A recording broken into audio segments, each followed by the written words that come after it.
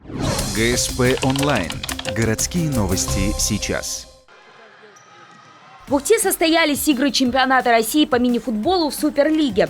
На паркет вышел местный клуб «Ухта» и гости из Тюмени. Первая игра была во вторник, 15 октября.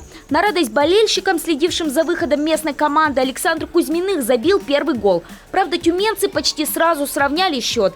Несмотря на то, что за игру ухтинцам удалось забить 3 гола, ушли они с поражением – 4-3. Это еще можно считать успехом. Вторая игра, прошедшая вечером в среду, 16 октября, не задалась сразу. На 28-й секунде встречи в ворота ухтинцев влетел первый мяч.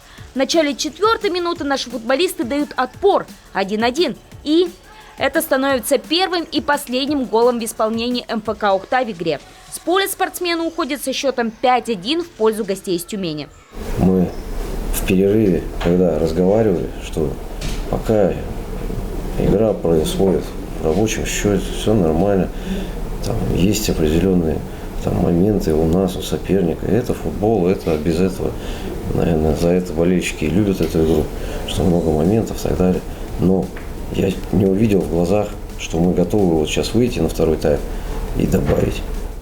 После встречи игрок мини-футбольного клуба «Ухта» Роман Карелин поблагодарил болельщиков и извинился перед ними за неоправданные ожидания, объяснив, что ему с коллегами не хватило эмоционального настроя, но пообещав, что в следующем туре игроки местной команды постараются порадовать своих зрителей. Следующий выход «Ухты» состоится 2 ноября, также на домашнем поле. Соперником станет «Беркут» из Грозного.